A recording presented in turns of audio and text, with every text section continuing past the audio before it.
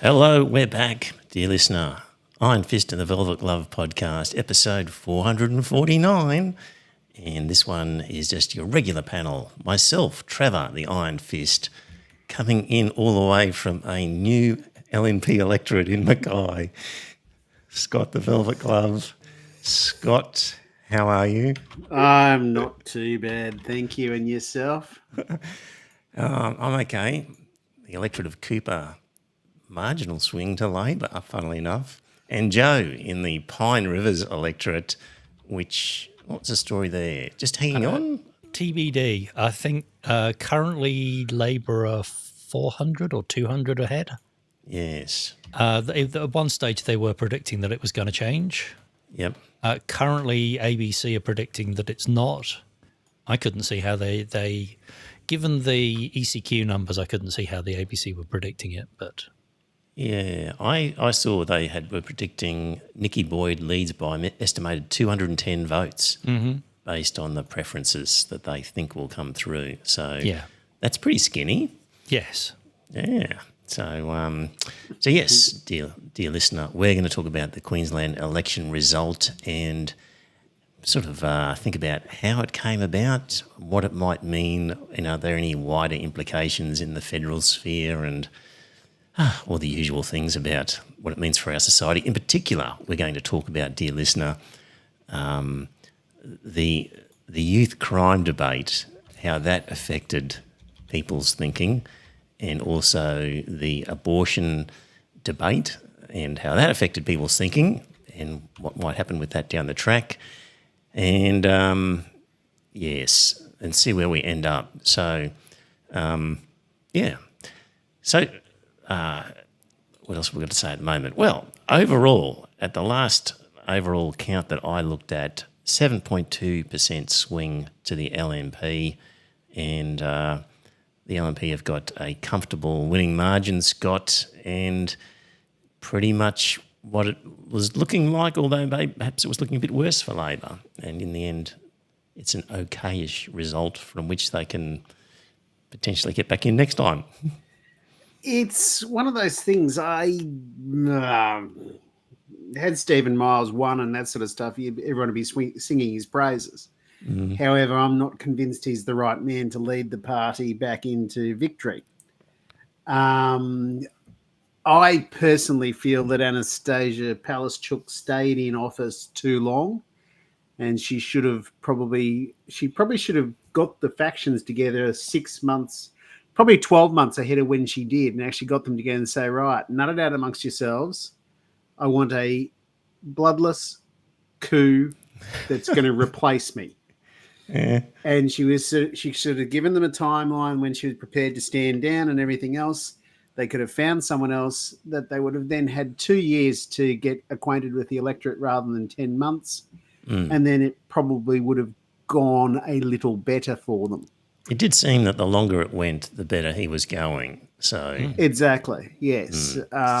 It's one of those things, and I just think that also there was a bit of good luck for Labor in that Robbie Katter made that an absolute balls up over the abortion issue. Yes, because that was something that wasn't even going to fall into the laps of on either side. But yes. For those who don't know, from down south, the Qatar Party, Qatar's Australia Party, basically said that when the new government is formed, which he hoped to be a sort of hoping for a minority government that he would be in coalition with, that he would be calling on a new vote on abortion laws, seeking to have them overturned.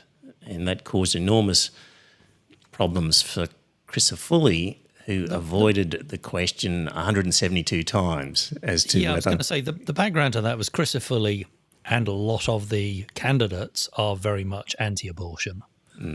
And he merely said, we have no plans. But given that last time round they were given a conscience vote, and generally the LNP do give conscience votes on this sort of thing, the vast majority of the LNP members will vote against abortion given half a chance. Yep. And Robbie Katter was basically saying he was going to give them the half chance. Yes. And when Crisafulli was saying he has no plans, The problem was Katter had a plan. Yes. And if he put a bill before Parliament and there was a conscience vote, that would have changed the law without Christopher having a plan. So that's what had people scared a little bit. And I don't blame them for being scared. Yes. It's just one of those things. Like, we saw how Roe versus Wade was overturned in the United States fairly quickly. No, it was settled law. Yeah, I know. It was settled law right up until the three of them had the opportunity to vote for it. Exactly. Anyway, it's just, I just don't understand how the hell anyone could actually look at that and think that that was a bloody good idea. Which part? The abortion laws and that sort of stuff. It was a strange. I guess people felt at the end surely they wouldn't be doing that. I reckon. Yeah, I suppose so. And it's like if you actually believe what Christopher had to say in his acceptance speech, then I think we've got nothing to worry about. But there is an old saying that says, how can you tell if a politician's lying? His lips are moving. Now his lips were moving a hell of a lot in that acceptance speech. So I don't know. Am I shit scared of this government? Not really. But I also remember just how bad they were when they last had their control of the office. And their Christian nutter ratio has gone up, not down. Yes. Yep. There are more of them now than what there once were. Yeah, guys like Blage and that. Oh, Blage is the deputy premier now, isn't he? Yes, yeah, and he's very much a Christian nutter. I know he's a Christian nutter. He was the same fuckwit that overturned the civil unions for same-sex couples, and he said, "Oh, by the way, we're also going to move against adoption for same-sex couples too." And I just thought to myself, that was never part of the election campaign. Anyway. He wasn't happy with our satanic activity either, I remember. So. No, he wasn't. But we're talking about pre-poll before we went to air, Joe and I were. And, Joe, you were saying that pre-polls favoured the LNP by about 5% more than the regular voting. It was mentioned on the ABC coverage. I've pulled the initial stats from ECQ for my electorate. So if you go onto the ECQ website and then by electorate, you can then do sort by polling booth, and you can download that as an Excel or as a CSV file and pull some interesting stats out of that. And it did look like, so it's a bit difficult to tell because really I could only find Samford and Strathpine, I think, had early polling. But it did seem to be about 5% more conservative. Yeah, see, I thought that was unusual, that you associate the Conservative vote with older people, and I would have thought they're more likely to vote on the day, and it would be younger people who would be doing the pre-poll. So that sort of just seems strange to me. And you thought maybe the pre-polls hadn't been scared off by the abortion debate, because that was kind of late in the day. It was last minute, and there was a lot of heavy Labor advertising last minute on whether that made the difference. Because certainly Labor seemed to pick up a few points towards the end of the campaign. Yeah. They did, absolutely, and that was all because of Robbie Katter. Had he have not actually put his foot in his mouth the way he did, then I think Labor would have been the LNP would have wiped the floor with the Labor Party. Yeah. There are a number of things that Labor did wrong. That QSAC proposal is a ridiculous idea that they want to actually spend money out there. They've got two pieces. Which one was that? That was the QSAC out there out there next to Griffith University. That was the where the QE2 stadium where they had. Is this for the Olympics? Yeah. Oh, okay. Where they had the 1982 Commonwealth Games. So you think that cost Labor? Oh, I think it did cost Labor a hell of a lot of votes. Right. But Christopher didn't say what he was going to do, did he? No, Christopher said that he's still going to look into it and that sort of stuff. Now, one would hope that Christopher has a long, hard think about it and that sort of stuff. He might actually decide that the best thing to do is to choose a new site and that sort of stuff to build the stadium, which then leaves 2 pieces of prime real estate that are available to sell. You know, you could sell both Cusack and the Gabba. You could sell them both. That would make a very pretty penny for the government. And then you could even get the whole lot built by private enterprise in exchange for 30 years worth of naming rights and control of it and that sort of thing. It's no problem at all. Giving government money to private enterprise again. No, it's not giving government money to private enterprise. Yeah, it is. No, you get them to build it for you. Mm-hmm. They incur all the costs. Scott, hang on. We can't hear you, Scott. Oh, maybe it's me. No. All right, now I can. I can hear you now, Scott. It's working now. We can hear you now. We can hear you now. Okay. You disappeared for some reason. Anyway, but yeah. You get them to build it, and they pay for the building and all that sort of stuff. And then after that, you've got to hand over naming rights and control the stadium for 30 years. And you've got a free stadium that is available. Now, if you did that, But hang on, they own it for 30 years, right? No, they don't own it. The government still owns it, Right. but they just own the naming rights. Is naming rights worth the cost of building a stadium? I don't know, but apparently it worked very well in Sydney. Because that doesn't seem to stack up, Scott. That is how they. No, not through naming rights. It is also the control of it and that sort of stuff afterwards. Exactly. The profits of the stadium and everything go back to the people that built it.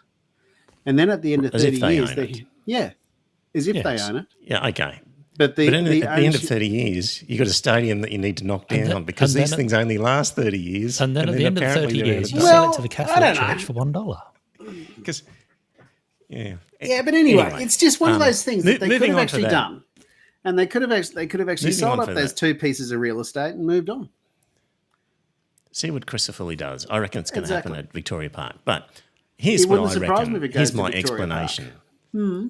Here's my explanation. As I travel this wide brown land and speak to people from all walks of life, and in particular boomers, about the election, both before the election and afterwards, the thing that is always mentioned is increasing violence and in particular youth offenders, and how it was just out of control and time for a change of government because this Miles government, Labor, doesn't know how to fix the crime problem. And, you know, when these kids do adult crime, they should do adult time. And so basically what they're saying is we should lock up the black kids. Well, basically because that's the underlying. Basically that there has been a crime wave that Labor has been unable to control, and that's why they need to be booted out. That, to me, is the overwhelming response I've had when talking to people. Do either of you disagree with that? Do you think anything else is bigger than that? That's the biggest driving decision for people swapping. Yeah, I think it probably was, but I don't believe that there is actually a massive crime wave going on right now. Correct. So certainly I think the northern cities, yes, that's the narrative. Yeah, Cairns and Townsville for sure. Down here, I think it's more cost of living. I did see a lot of commentary around, the fuel, electric prices are too high because the Miles government hadn't rebuilt the power station that blew up, the coal-fired one. Right. That's shutting down in 2027 anyway. Right, yeah. So why hadn't we spent $15 billion redoing it for 3 years? Yeah. Okay, that might have been one as well, but I still maintain that a key policy was the youth crime. And, of course, there is no crime wave. No. The statistics, when you look at them, show that there's, if anything, a decrease in crime, in juvenile crime. And No, I did see, apparently he'd put out a statistic that showed the line going up And if you look at the 10-year statistic, it's plummeted, and there's been a tiny little uptick at the end. Right. And they've basically cut out the uptick at the end and gone, look at that, crime rate's increasing. Yeah. Well, I was at I'm down the coast at the moment and just met a couple of fellow boomers in the swimming pool, and said to them, obviously got around to politics and the result, and one of them started about the crime wave, and I said, you realise that if anything, the statistics show that crime's on the decrease, including juvenile crime, juvenile offenders, number of offenders, and they were both flabbergasted. I said, what are you talking about? I said, yeah, it's actually a downward trend. I said, that can't be right. I said, well, that's because you've been reading the Courier Mail and you've been watching Sky News.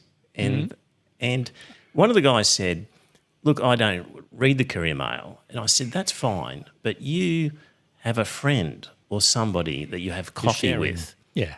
And they've said to you that there's a crime problem. And I said, I've walked down to the swimming pool now and you've both basically said there's a crime problem in Queensland. And it gets passed around, this sort of narrative, even if you don't read the fucking Courier Mail. And this is, it becomes a zeitgeist, doesn't it? Yeah, at the end of the last federal election, I was thinking, maybe this is a sign that Murdoch's lost its power. But, despite the falling sort of readership of the Courier Mail and the lack of people watching Sky News, it's still the case that it sets the narrative, and these things just get multiplied through our community, these narratives. It's quite depressing to me that these furfies just move this way. So, well, I reckon most of them are on Facebook, and they're probably in groups that are sharing the memes. Yes. And it'll possibly come as a surprise to some people, no surprise to others, that Russia and China are very interested in seeing liberal democracies fail and are pumping huge amounts of money into just sowing dissent. They don't care which side of the argument. They just want to sow mistrust in the whole system. And they create and boost posts that spread bullshit, basically. Yeah. So there's one on the screen for the people who are watching, is the graph from the Queensland Police, where they say latest crime statistics from the Queensland Police Service compare the financial year 23-24 to the financial year 22-23. A reduction in the rate of youth offences of 6.7%, the number of unique youth offenders reduced by 2%, and by 18% since 2012. And a whole bunch of statistics there showing that there's no crime wave. And there was an article in an ABC piece on the screen again. Youth crime is the graph. Queensland is right in the middle, and you can see all states basically have falling youth crime. And that's previous one was the number of offences. Number of offenders is also falling, and youth crime is actually shrinking faster than adult crime, and various other statistics were in there. So no matter how you want to sort of jiggle your statistics, it's a pretty compelling argument that there's no crime wave I did see, worthy of note. A conversation piece that was saying this 7% drop in the last year is because basically they swarmed the areas where there were problems with police, but this is not a sustainable thing, and that this will rebound. No matter who's in government, this will rebound. Yeah, well, swarming was part of an increase as well because they were so keen on catching people that they caught more than they normally would. So, the thing about it is that Miles and Labor did not try and fight that narrative at all.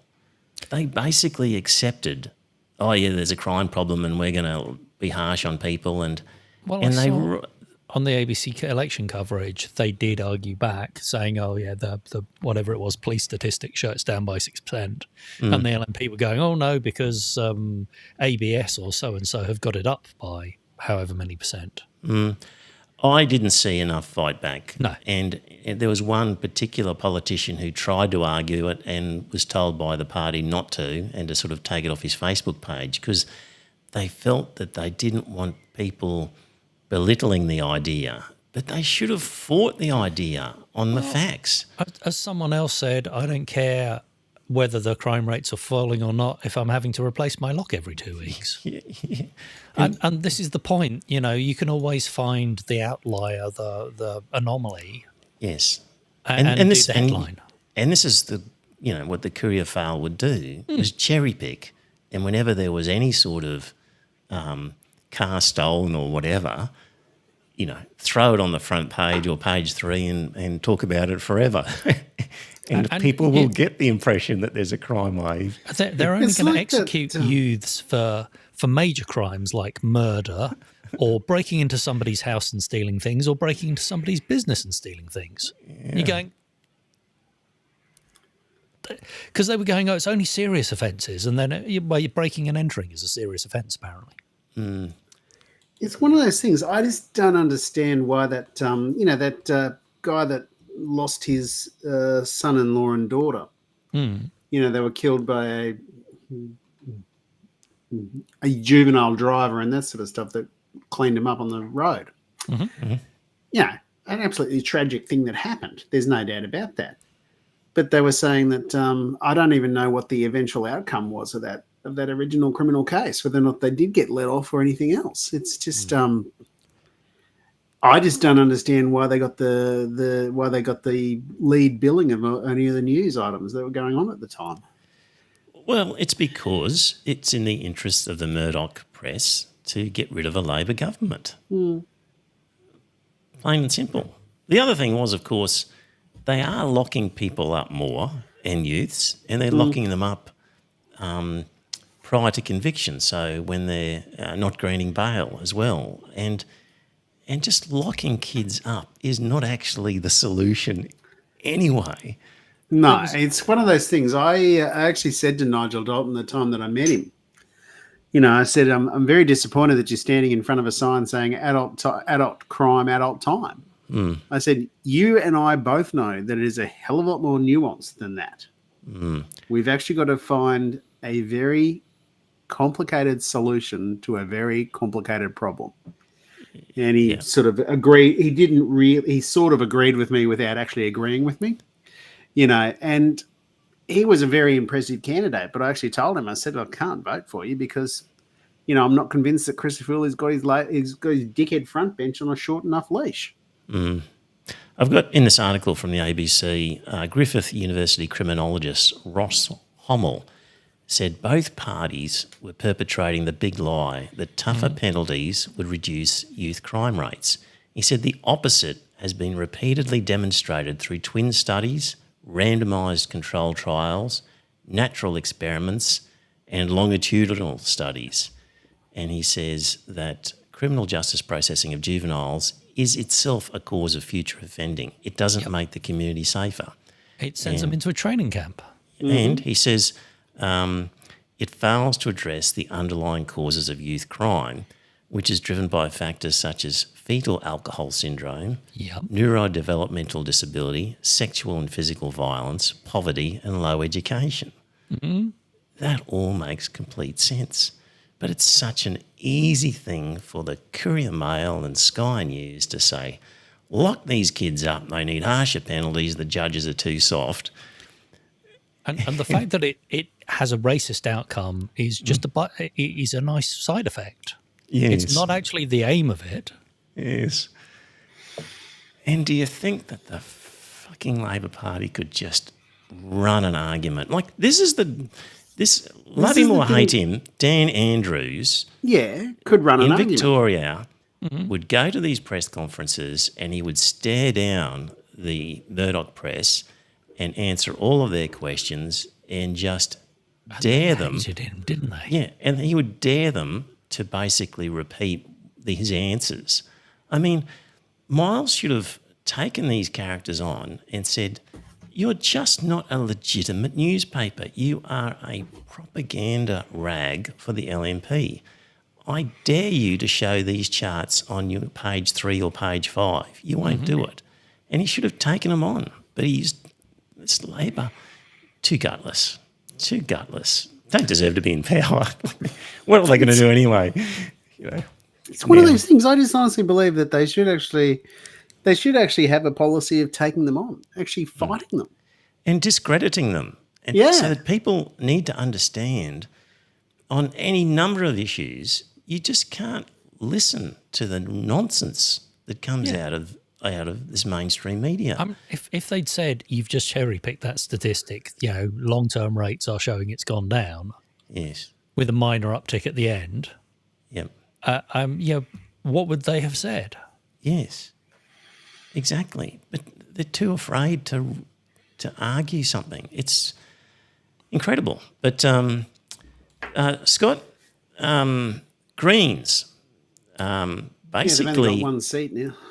Maintained their same sort of level of voting around the 10%, but didn't get the votes in the right places. So I just think that it's probably also didn't help them that the LNP decided to preference the Labor Party in South Brisbane.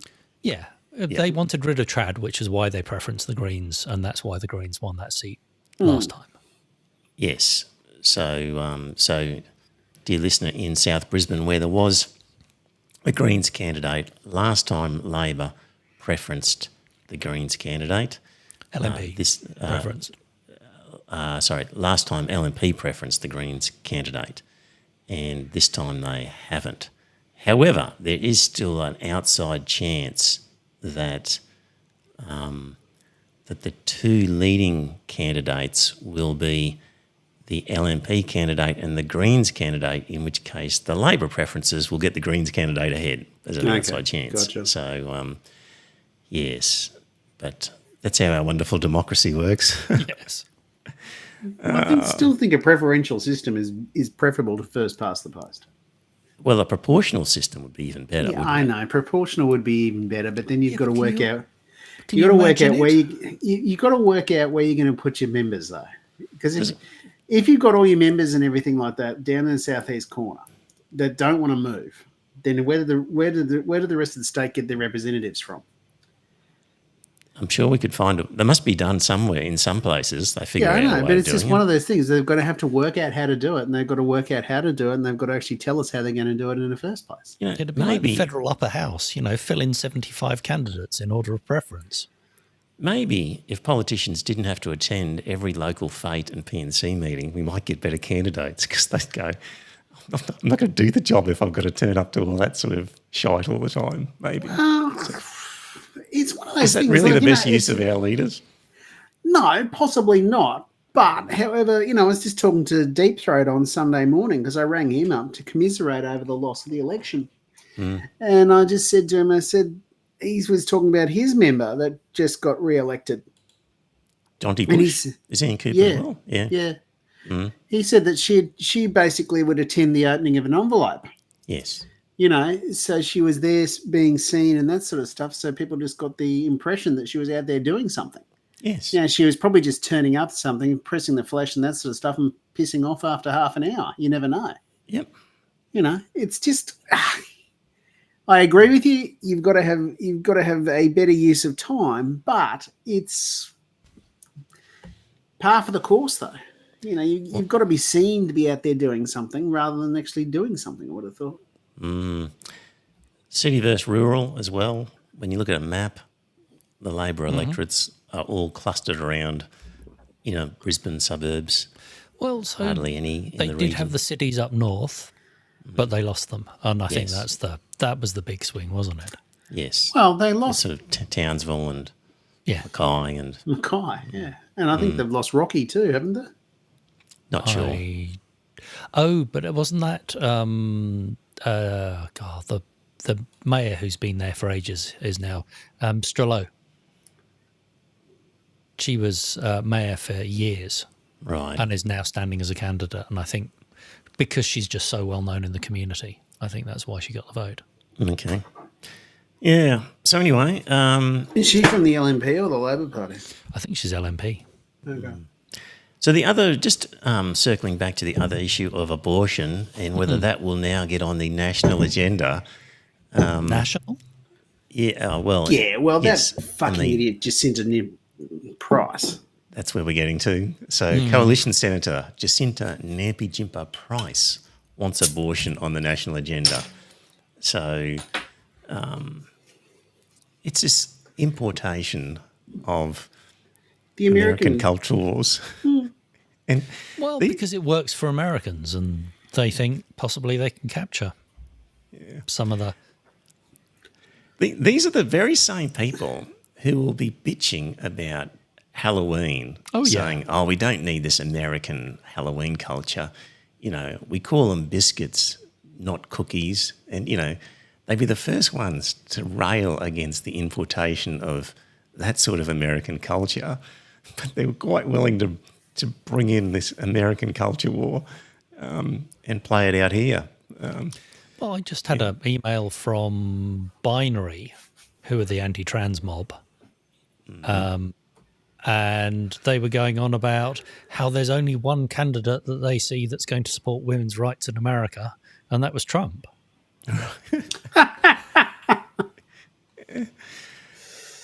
Yeah. Because he's going to protect them from the nasty trans people. Yeah. Load of shit. I know.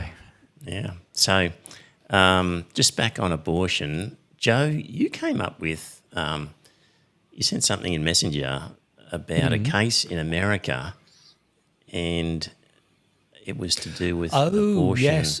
So 4 US states are suing the FDA over mifepristol, I think, which is the abortion drug.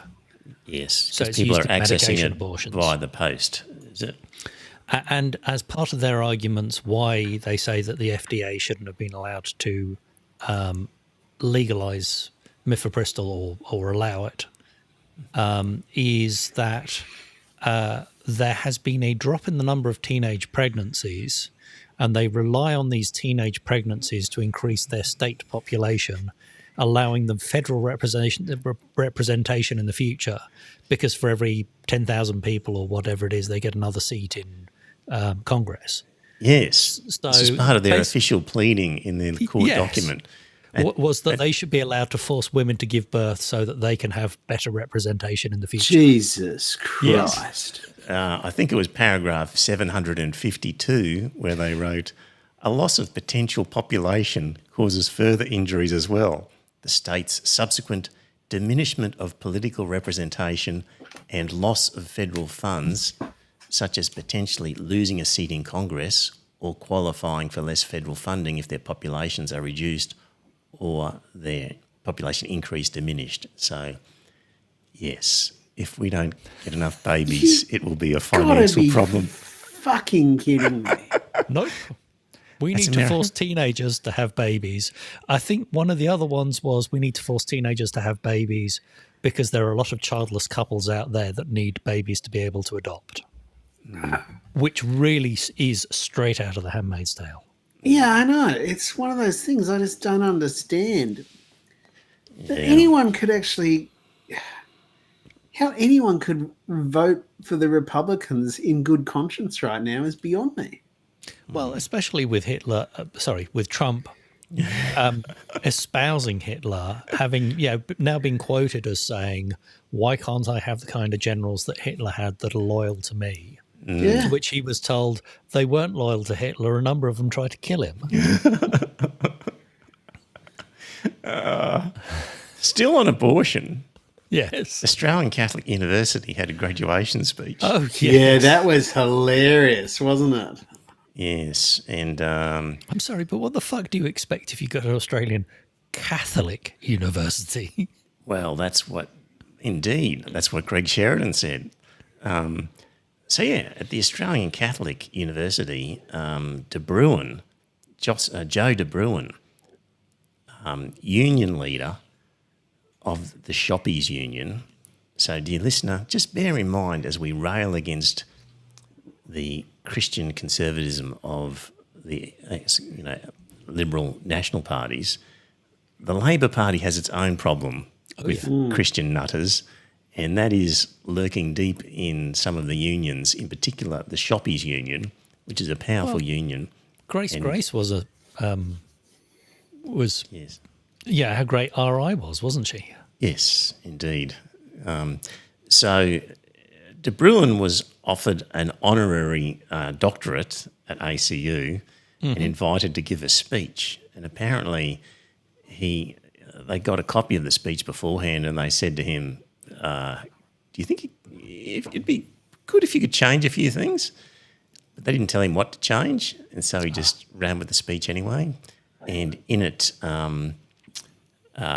he was putting forward some pretty hardcore anti-abortion statements. And I've just got from this article here, so during the graduation ceremony, students have staged a mass walkout during a speech by former union boss Joe De Bruin, during which he espoused anti-abortion and anti-same-sex marriage views. De Bruin was being presented with an honorary degree. The university said it was deeply disappointed that the speech was not more befitting a graduation ceremony and has refunded ticket fees for graduates. One of the students told ABC Radio that De Bruin's speech took a hard right turn. He started talking about how abortion was wrong, and he had a list of things he wanted to talk about, and it was shocking. In the speech, De Bruin claimed abortion was the single biggest killer of human beings in the world and referred to it as a tragedy that must be ended. And he told the audience they may be faced with issues that are at odds with the teachings of the Catholic Church. And he said, "My experience is many Catholics cave in to peer pressure. They think their professional lives will be harmed if they promote the teachings of the Church."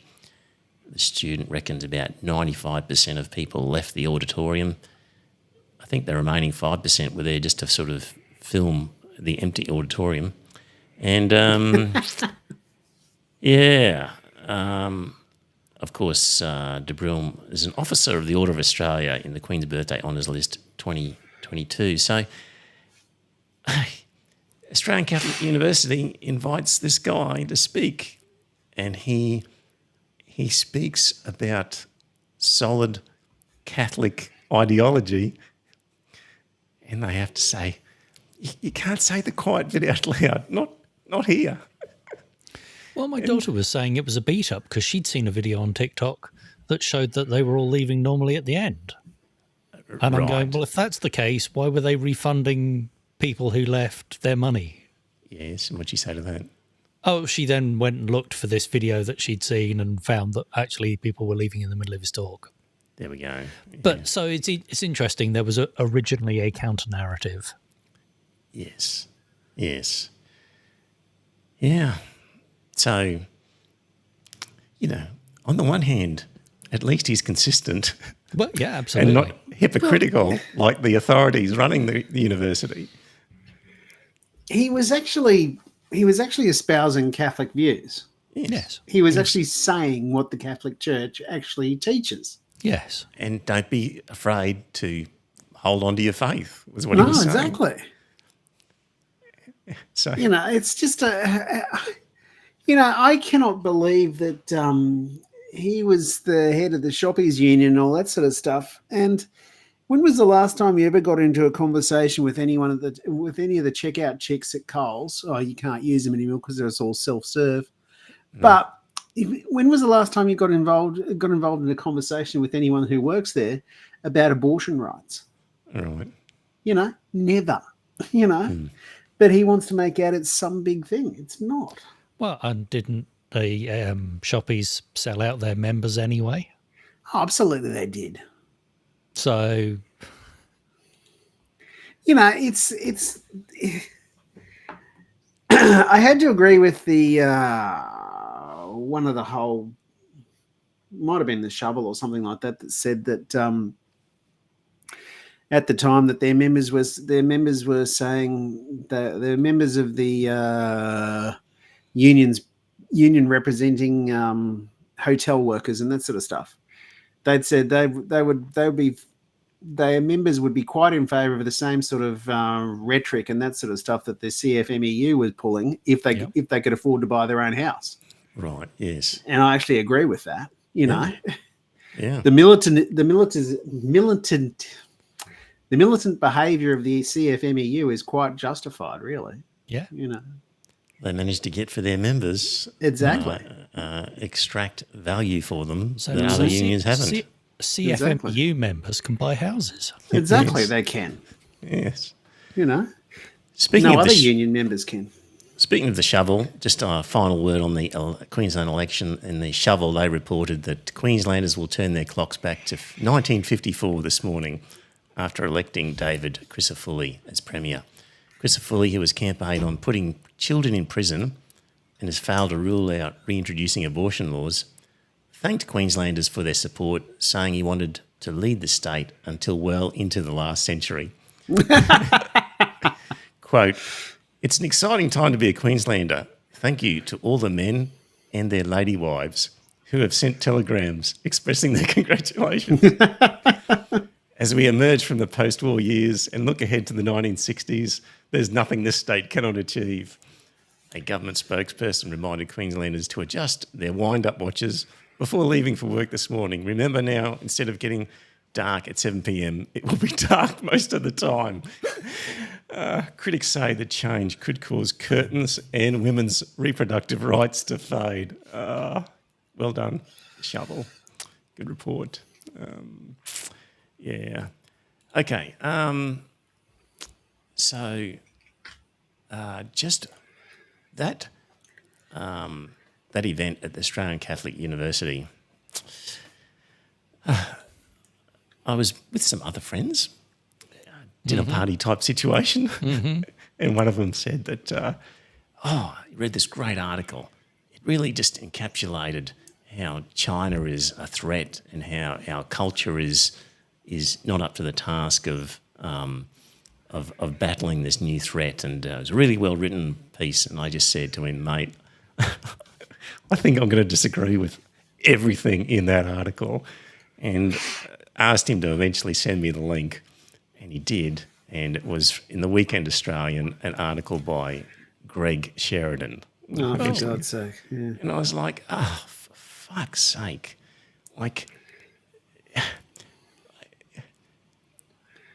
an idiot like Greg Sheridan has this platform, and even though he's been proved wrong on countless occasions and just plain stupid on thousands, he's just got a platform that continues to cause mischief, and people of a certain era still trust opinion pieces in newspapers and don't recognise the propaganda that it is. It's very depressing, really depressing. Anyway, dear listener, at the end of this podcast, when we've wrapped up, you'll hear me read the Greg Sheridan piece, and then I went back to that notebook LM. Yeah. Yes. And I instructed it to do a short podcast criticising Greg Sheridan.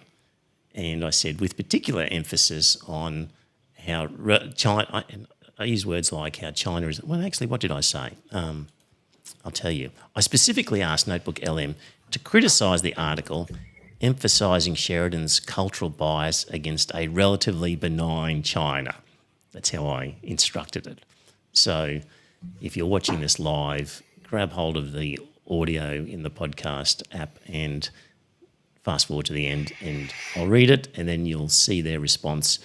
Actually, it was pretty good.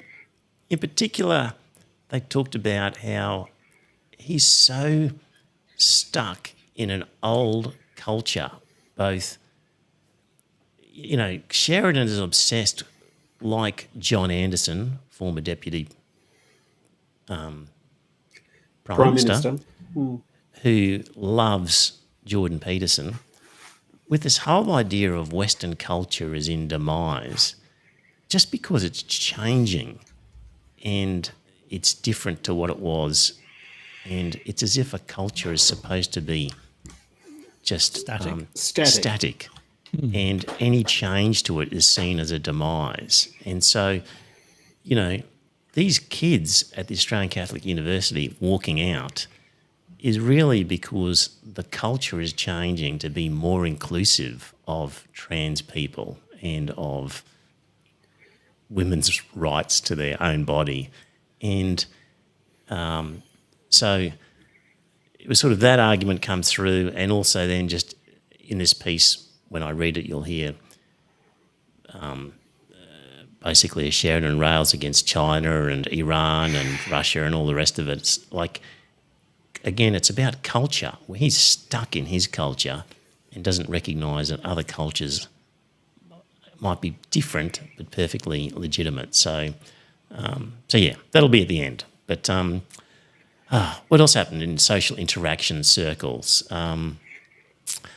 Talking to my brother who plays pickleball in Sydney, again with a lot of other boomers.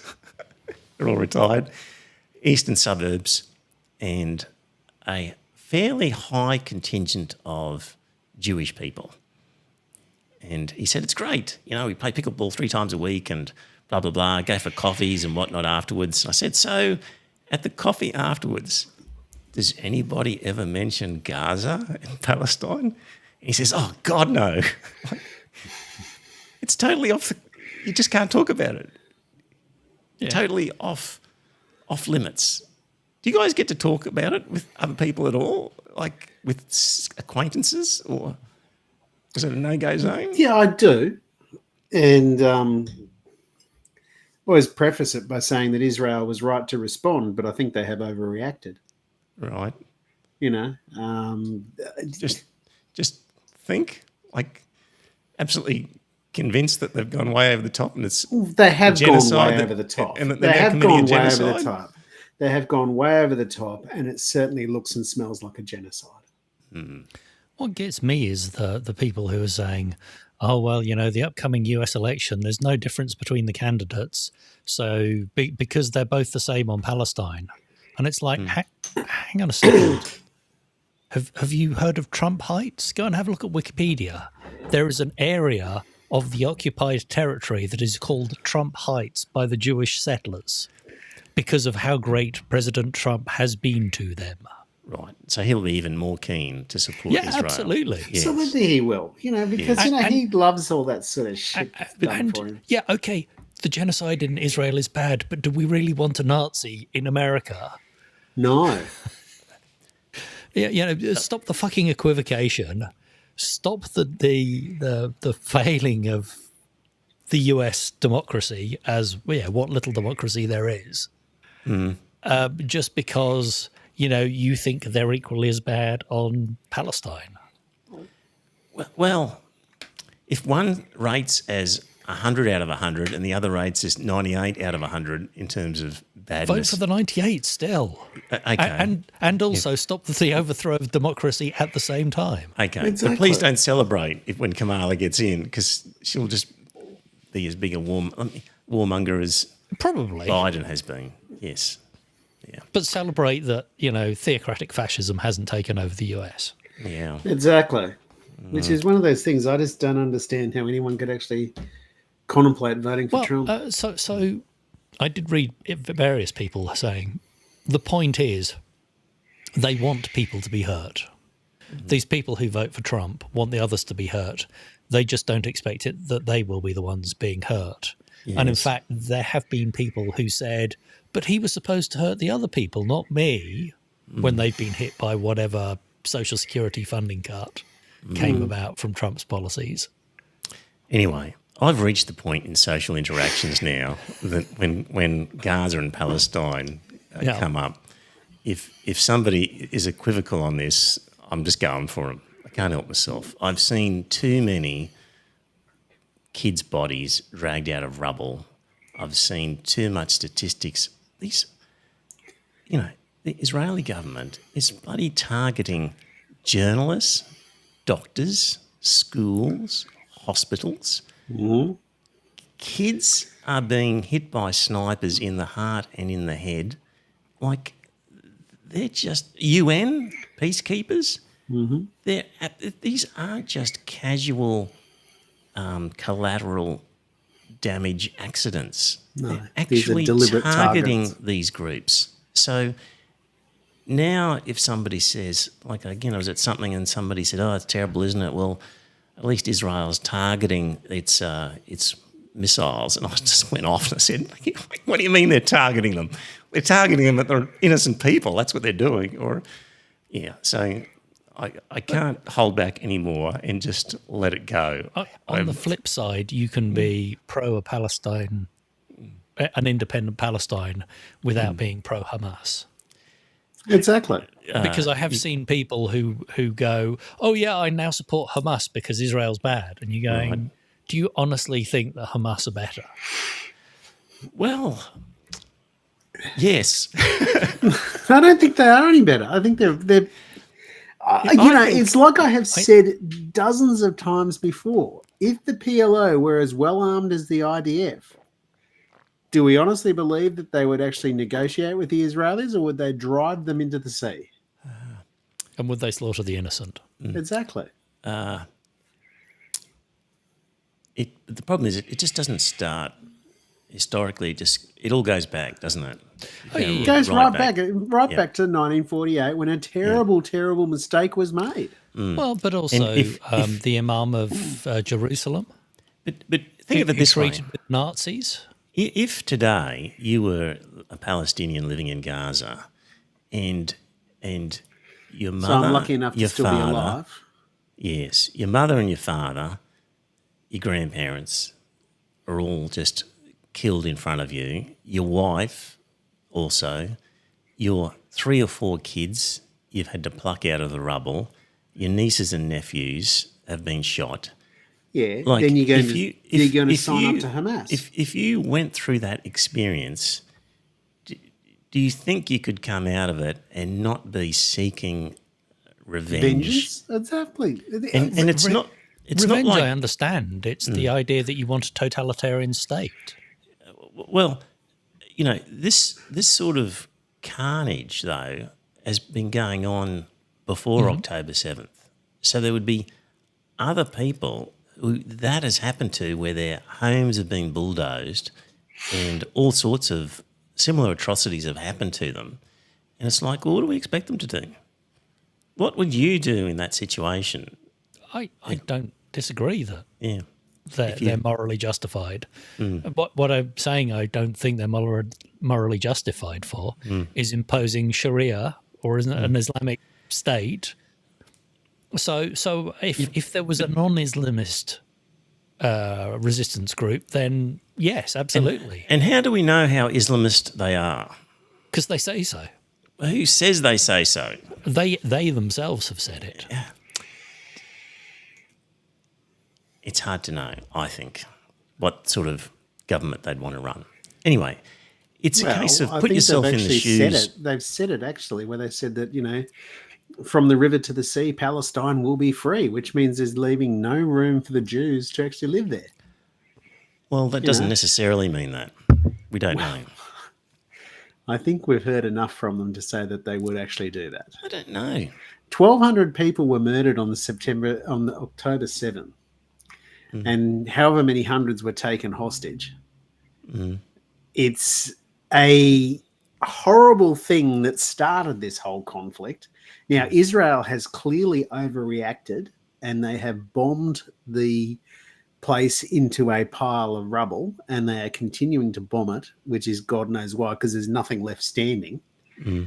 Except I just think to myself, they must be targeting the civilian population. They must be trying to kill them all off. But when it comes to statements attributed to Hamas or the Palestinian people, I've reached the point where I'm questioning everything because of the misinformation and disinformation that the Israelis have shown in this whole Gaza war, and that's been sort of propagated by mainstream press.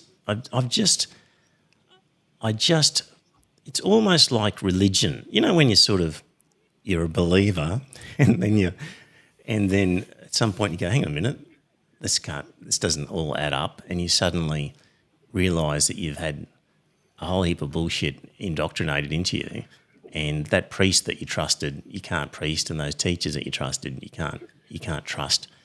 Sorry. I just have reached the point where I don't know what to believe anymore when it comes to statements attributed that may have been influenced by Israel. Because it seems to me they're the ultimate propagandists. I don't think there's any doubt about that they're propagandizing everything. Yeah. It's one of those things, like, that bastard Netanyahu is prolonging the war so he can stay in office. Yeah, he's not interested in the hostages. I know that.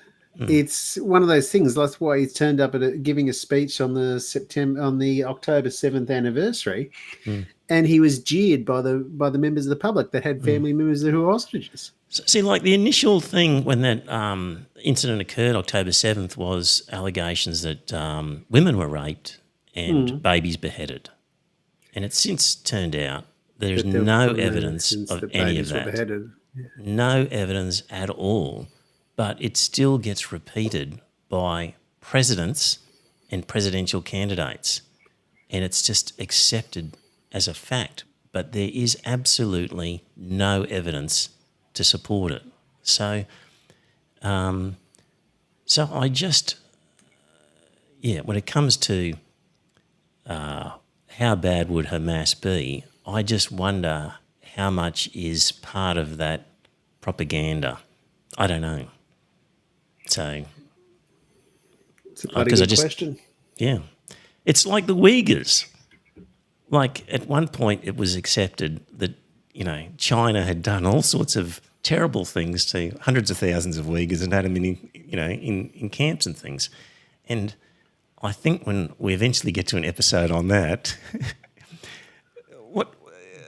what's actually proven is going to be quite different to the narrative where people want to say, oh, bloody China and its human rights against the Uyghurs, is going to be quite a different story. So I'm just super conscious now, because of Gaza, of the blatant propaganda and lying that's going on. So that's where I'm at in this world at the moment. Well, fair enough. I just don't want to see you ever putting a tinfoil on your head and that sort of stuff to be scared of the 5G towers or anything else. I'm nowhere near on that sort of stuff. Well, that's good. Because I can just look at the science of that and read credible sources, obviously. The Earth's not flat. That's good. Chemtrails are not released to, to do crazy things to us. Of course, renewables and solar is the way to go, and nuclear is a stupid idea, and of course climate change is real. I say, because there's science you can back up with that. Incidentally, there's been sort of Senate hearings or something about that, and they've been getting to, I don't want to digress on that. Hang on a second. What else have I got on this? That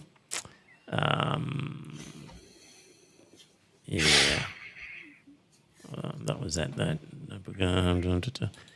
Yeah, it just finally, I'm almost, I talked about, I've been railing against the Murdoch and the whole sort of, even though not many people buy that rag, it still has an influence.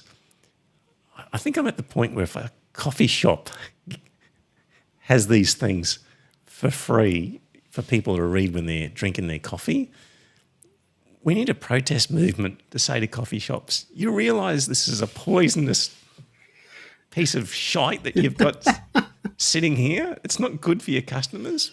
Or people should put stickers on Courier Mail newspapers in cafes, with a health hazard warning or something like that. There's got to be a campaign to make people just stop and question the rubbish that is coming out of the Courier Mail, the Australian and Sky News. So, all right, different topic. Lydia Thorpe wasn't happy with the King. What do you think of that, Scott?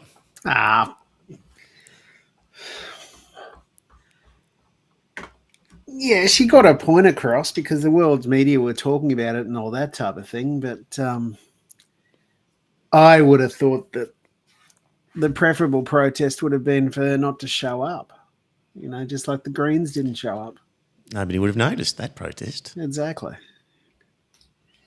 It's one of those things like, she's demanding sovereignty and all that sort of stuff, but she won't actually explain what the hell sovereignty means. I personally think she's a bit like Joe de Bruin. In what respect? She's at least consistent. She's not a hypocrite. Yeah, I suppose. Everyone else there is a hypocrite when they want to have ceremonies acknowledging the traditional owners of the land, and then they want to welcome the monarch as the monarch of the land. And she is at least being consistent and saying, no, hang on, we're the traditional owners and he's not. He can piss off. Like, at least that is a consistent line. Even if I don't agree with... Yeah. Joe, you don't care about Lydia Thorpe, or you don't see any... Oh, I think possibly, as people have said, she's a hypocrite being part of the system and then railing against it. Scott, Albanese's in trouble because of Qantas he's just... freebies. I was talking to the better half about this, and I just think, and he and I have both come to the conclusion that he's as thick as two short planks. He's not very bright, and he's just... It's as though he wants to hand government over to someone else because he's just a dickhead. Like, I cannot believe he bought a $4.3 or $4.1 million home. Mm. At the height of the whole housing crisis and everything else. And, that was the first stupid thing he did. The second stupid thing he did was he was clearly too close to Alan Joyce. Yep. And now it's all blowing up in his face. Now, do I actually believe that he rang Alan Joyce to demand and to ask for upgrades and everything else? Nothing would surprise me. I'm sure he did. It's one of those things like, the only other thing is that I heard on a podcast the other morning, he was on Fear and Greed, and they said that the response from the opposition has been fairly muted. And the reason is that all sides get upgrades and all that type of thing. So they leave it up to the right-wing journalist to do it. Yeah, exactly. Yeah. But anyway, the thing about Albanese is he thinks that because he declared it on his register of interests, every upgrade he got, he thinks that's okay. Well, but he was the goddamn transport minister when decisions were being made about whether to allow Qatar into Australia, and he knocked Qatar back, which was clearly an advantage for Qantas, and getting freebies from Qantas and special stuff. So he thinks that's all perfectly fine because he declared it. But it's not. It's not. I agree wholeheartedly with you. He's a dickhead. And, of course, it's a beat-up by the right-wing press. They're going to town on it. When the Morrison government was committing all sorts of corrupt, openly corrupt practices. But the Morrison ministers didn't take free Qantas presidents. No, of course they took exactly. They took that. But of course, no mention was made then. But it's all people can talk about now. Again, if you're reading this goddamn fucking Murdoch press. So Albanese, stupid and also out of touch and just plain wrong to be taking freebies when you are the transport minister making decisions that affect that group. Just don't do it. Exactly. Suck it up and pay your own upgrade. But I mean, I suppose it would have been a different story had he lobbed up to the airport and everything else. They said, "Oh, Mr. Albanese, we're upgrading you." That would have been okay. If he did actually ring up Alan Joyce, which I don't know whether or not he did, but it really wouldn't surprise me that he did. If he did actually ring him up and say, "I've got this travel coming up, can you upgrade me, please?" then that would have been an exercise in complete stupidity. You know what? It's still not okay when somebody offers you stuff and you say, "Oh, I didn't ask for it, but they offered it to me, so therefore I'm not I'm not going to be influenced. Of course you're still going to be influenced. Yeah. Yeah, So I it's suppose. not good enough. Like, if you think that you deserve business class travel all the time, well, pass a law that says politicians get business class travel or they get enough expense stuff anyway. Dip into your expense money or whatever. But it's just not okay. Well, no, because then he'll be questioned about that. Yeah. Why he's travelling business class. Yeah. Just while we're still on this whole propaganda newspaper stuff, the Washington Post Yes. has said that it's not going to endorse any presidential candidate. Apparently, they have lost quite a large number of subscribers over this. Yes, they lost like 10% of their subscribers or possibly even more because, well, dear listener, newspapers are in the habit, about a week before an election happens, in the editorial to say, well, we've considered everything going on in the world and we reckon you lot should vote for candidate X or Y. And they're outraged that Jeff Bezos told his editorial team, well, we're just not going to do that anymore. Now, Jeff Bezos may well have underlying reasons why. Yeah, he does. That he's going to get some kickback from Donald Trump and he will. doesn't want to offend Donald Trump. But, and I understand that, but his actual reason that he gave, which is probably not his real reason, but the reason he gave makes sense because he said, presidential endorsements do nothing to tip the scales of an election. No undecided voters in Pennsylvania are going to say, I'm going with newspaper A's endorsement. None. What presidential endorsements actually do is create a perception of bias, a perception of non-independence. Ending them is a principled decision and it's the right one. I think he's right. That reason is, I don't think it's his real reason, but I think it's a good reason. But this particular election is the one election he chooses to stand up. Did he own it 4 years ago? How long's he owned the Don't know. I don't know either. I agree, Joe. Like, it's all suspicious. There's some immigrant billionaire Indian guy. He's a doctor, owns patents on various things, owns one of the other newspapers, and he forbade the editorial team from writing an editorial. Right. Yep. And they were going, the fucking immigrant. Yeah. We've sworn a lot on this episode, but we can't help it. It's just the way it is, dear listener. But you know, this immigrant is happy to for us not to go against the president who wants to kick out all immigrants. Yeah. Yeah. Yeah. We're going to wind it up soon. So yeah, I think as a matter of practice, it's a good idea for newspapers to just not give their opinion because who cares anyway, and it just demonstrates bias when they should be Talking at of bias, least pretending to be unbiased. Yes, Joe. in the various, I think this was the leopards eating my face again. Somebody saying that there was a church that had a big poster up going on about how the people needed to vote this election and had a picture of Trump.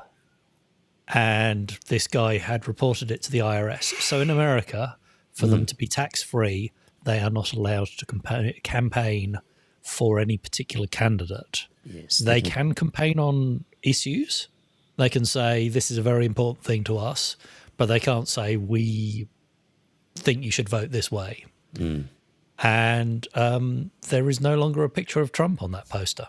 There you go. So they have been forced by the IRS to take that down. And there have been complaints in the past about how toothless the IRS was against electioneering, and it sounds like suddenly they're starting to grow a pair. Right.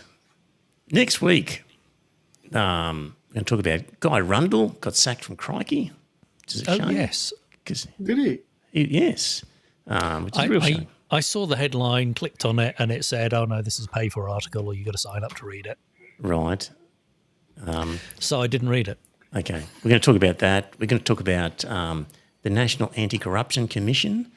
Sounds Yeah, like how they're they've actually cracking down on somebody there who's... It's said Yes. that they are going to re-examine their Revisit, decision, yes. Yes, and somebody's starting to feel some heat there. which is probably a bloody good thing because the bastard should have absented himself. Yeah. We're Anyway. going to talk about the recent BRICS meeting. Our Prime Minister went off to Choggum. Meanwhile, the most important meeting of BRICS was being held. And we'll talk about other things. Still a lot of stuff on the list. So, in the chat room, good on you, James and Alison and Anne and Don, for your comments. Listen to the audio version because I will read that Greg Sheridan piece, and if you want to hear the fake Notebook LM podcast critique of that, it'll be there. I'm surprised it allowed you to say nice things about China. So, yeah, I directed it to do that. So, there we go. All right. Very good. We'll be... Are you with us next week, Scott? You'll be busy. I take it you're not podcasting next week, are you? You're away. No, I'll be back. Oh, you'll be back? Yeah, Okay. I'll be. Are we meeting on Monday night or Wednesday night? Because I'm not free Wednesday night. It'll be back to Monday night. Yep, I'll be free Monday night. Okay. All right. We'll be back next week. Talk to you then, everyone. Bye for now.